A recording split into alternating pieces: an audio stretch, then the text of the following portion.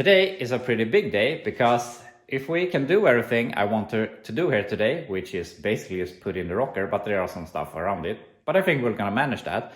If we do that, everything we can do to the cab on the in the position that it is right now will be done.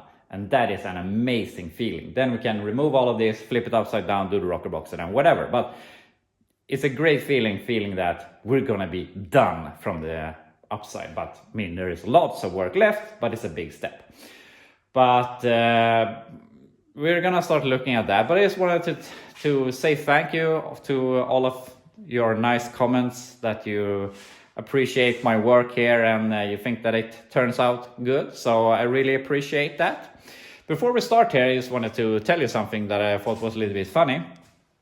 When I started this YouTube channel, I have had ups and downs and positives and negatives. But one of the biggest positives that I never thought about is that my viewers, mostly those in Sweden, of course, but they're reaching out to me. And the thing is, the world becomes so small, especially when you live here in Sweden, where it isn't as much people.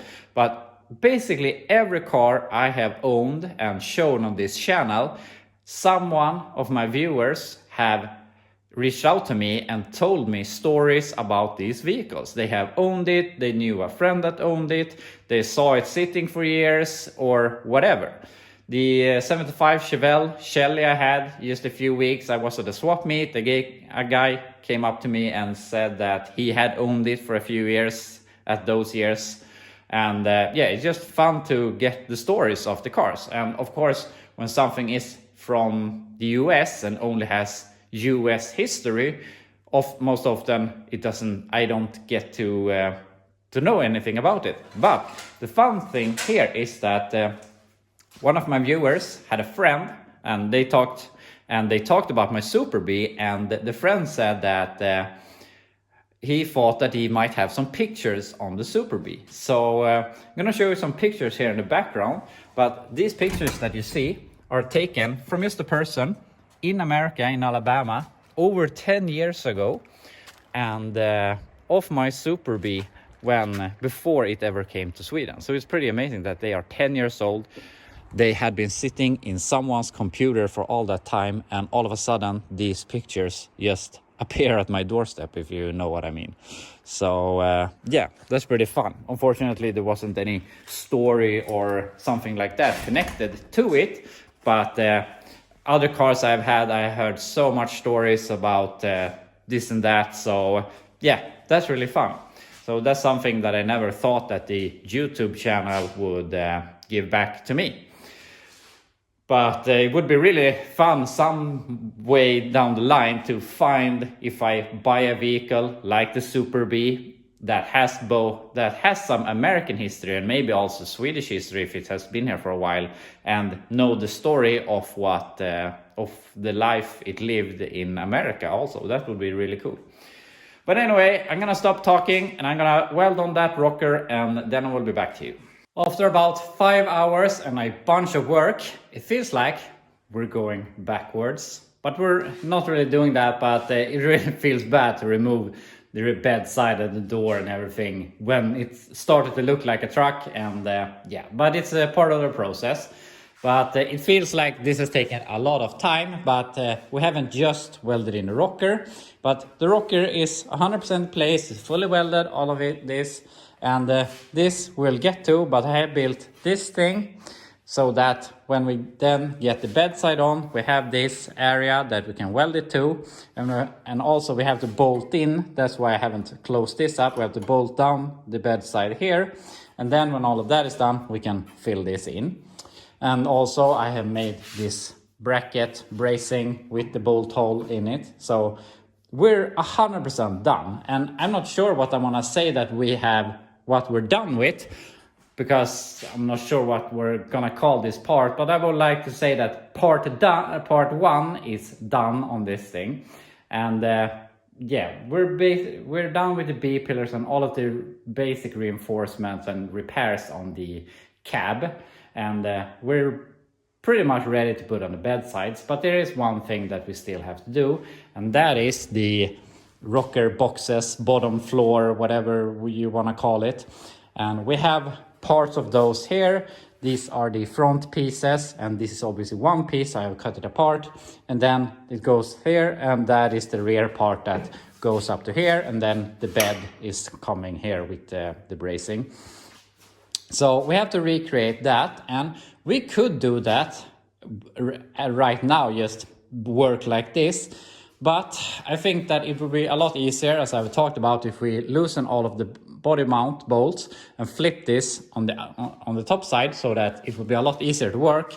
And then we can also tidy up some of my welds here from the underside. We can paint everything from the underside. So I think it'd just be a lot easier to work. And the best thing would be obviously to have this off the frame and on the floor or something, but inconvenience to not having to lift it off the frame. I'm gonna try if we can just flip it over and put it like that and see if it is workable.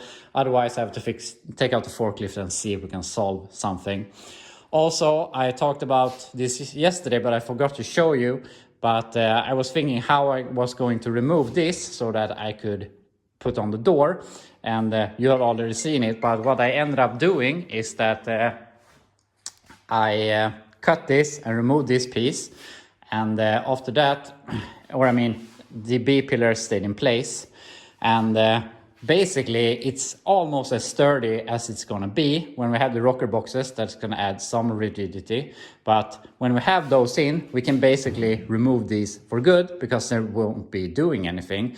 But for now, since we're going to be flipping it on the other side, I don't want it to, this measurement here, I don't want it to spread or close up. So I'm keeping it for now. But when we flip this back, we can remove all of the bracing, and that's going to be really nice. But I'm talking too much here. I'm going to put it on the other side and see if we keep it on frame or put it here on the floor or whatever. This is how it turned out in the end. And I was thinking that maybe I didn't want to have it on its side, but it is so braced up, I don't think that's going to be an issue. And also, now we can work on both sides pretty easily instead of if we have it on the rear, it would touch the floor and it would be hard to work in that area. So I think this is good. And it was the easiest thing just to roll it off the frame because it was really hard to tilt it either way. And I think we can work best like this. So now we're gonna start making these things, and also I'm gonna go over with some with a grind wheel and remove some of the ugly stuff here. Then we're obviously gonna paint all of this, hopefully here today, so that we have paint everywhere and all of this inside the rocker boxes. And then we can start building these rocker boxes extra floor. And we have some issues and some way to solve everything and doing it a little bit easier. So we'll see how we'll tackle this. But basically, this piece is the one that is supposed to go up there. And we have this piece, and this is the front piece, obviously. And it has a lot of shape to it to reach all of these areas where it wants to be. And this is going to be really hard to make look as original as possible, but we have to manage somehow. But the thing is, we have a bunch of, what do you call it, angles. First of all, we have this 90 degree, which obviously is the easiest part of all. But I think that when we start making these pieces, and we're gonna make them this, we'll see how it's gonna be at least 2 pieces, maybe three pieces. We're gonna have them in the brake, and I think to be able to break them, we have to heat it up with the blowtorch to make it work, because I don't think we're gonna manage any otherwise. So, but anyway, that's easy. But then we have this thing that I think is to create an area for the spot welder to reach like this. And I'm gonna talk to the owner and see if maybe we don't do this thing, because it's gonna make it a lot harder, because especially because it disappears here and also disappears over here. And yeah, we'll see how we do that. And on this side we have a 90 degree, and then we have another 90 degree. And if we were to not do that one, that would also help us a lot. Then we have to do these drainage holes. There's supposed to be 4 of them. But if we at least didn't do that one, that would save us a lot of time and effort. And then obviously it folds over here, and this thing has to continue, which I will never be able to do in one piece. So we will have to make some triangular pieces to fill this in. But also we have to do an edge here, but that's the least of our worries. So, as I said, we're gonna talk to the owner. I mean, this is gonna look very stock, and the only one that would be able to see that it isn't stock is someone that is very familiar with the 73 to 75 with this double floor thing. And I would say that 99.9% that will ever look under this thing is never gonna be able to tell that it isn't correct if we don't do this and this. And also something I think was weird is that in this flange, which is the one on the inside, it wasn't spot welded. They had just welded to the inside here with a MIG welder, so I'm not sure why they did that, but I saw on a video where someone was working on one of these and it was the same on his cab, so that's how they did it apparently. So we could save a lot of time if we take some creative shortcuts, which I don't think will harm us in the end. But anyway, that will solve this rear section, which is possibly the easy section, because then we have this with all the shapes. And also this is gonna sandwich between our body mount here. So we have to make some holes for that. But this is gonna be the hard area. I'm not really sure how I'm gonna fix this. Maybe we can use some of this. If we cut it like this and do a little rust repair here, that would help us some, but we'll see. But the plan then is, if we see if this will be 2 or 3 pieces, then we can make our whole part to have it look like this. So that we have a piece like this that we feel that we have test fitted and everything that we know are good to go. Then we can paint it on the inside, and hopefully we have already painted the inside of the rocker boxes, and we will have as good as of a rust protection as we can. Then we can just weld it in. We can do some plug welds here and whatever, or I mean here we will be plug welding it and probably there also, or just welding it to this flange as I did originally.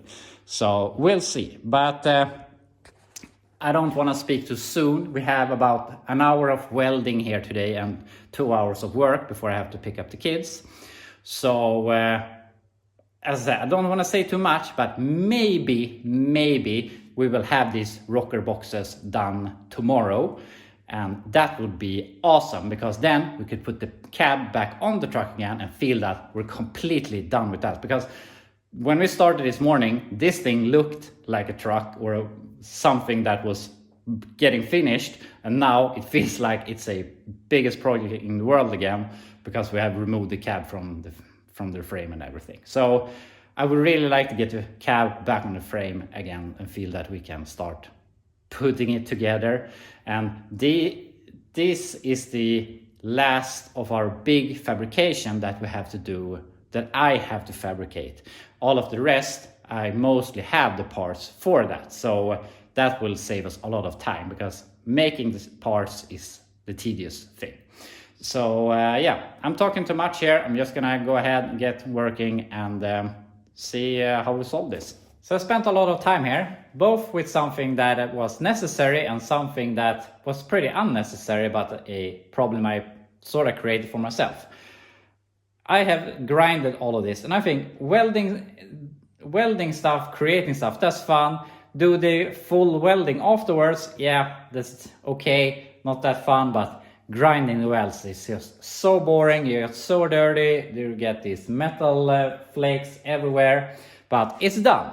And after that, I wanted to get rid of this surface rust that has come when this bare surface has been sitting. And a while ago, I bought this, and this is supposed to be a rust remover spray, or you could spray it, you could use it with a brush or whatever. And I have tested it before, and I mean, you get rid of the rust. You see that basically all the surface rust is gone, but it leaves this fat surface, or what you want to call it, and it doesn't really dry. And on the bottle it says that you can spray it on and you don't have to wipe it off. And I interpret that you should be able to, I mean, work with the product after you have let it dry. But you get this oily, fat surface that I don't really think that I could paint on. So now I have not only grinded all of this and sprayed it, I have also completely wiped it off and wiped it with acetone. So hopefully the paint will stick. But I really don't like that product and I'm not going to use it anymore. But anyway, we're running out of time here. So I hope that I will be able to put a cover of paint on this today, because that would be really nice. So we don't have to work when we have wet paint tomorrow. So I'm going to hustle here and see if we can put a coat on this. And after a lot of painting, this looks really, really good. And obviously there's a lot of paint and start to get some runs, but I'm going with the brush afterwards and trying to remove them. But I mean, it's under a car, and you're not gonna think about it anyway. But it looks really nice. I didn't paint the transmission tunnel because I actually have to fix a hole here, and this thing is bolted. So I thought I want to get some paint on the seam, or what do we want to call it also. So we're gonna remove that later, but that will be a really, really small project in itself. But other than that, this looks really, really good and I'm really happy with it. So starting tomorrow, we can go ahead and fix the torque boxes, rocker boxes, whatever. And I have talked to the owner and he has confirmed, or he is on my side, that we should go a little bit of an easier route and simplify the boxes. And I mean, I think it will take me another day to make them look more OEM. I mean, inevitably it's up to him if he wants to pay another 8 hours for me to make them look a little bit more original. So that's the route we'll take. And if we're really, really pushing it tomorrow, we might have those rocker boxes in place. And if we have that, we can paint them. And if we accomplish all of that, this thing will be ready to put back on the frame this time tomorrow. I'm not going to say that we will achieve that, but it would be really nice if we did. And then we can continue working on the bed floor and making this look like a truck again with the bed sides and everything. So yeah, we'll see. We're not gonna go too far. But anyway, that will be all for today. I hope you enjoyed watching and I will see you back tomorrow.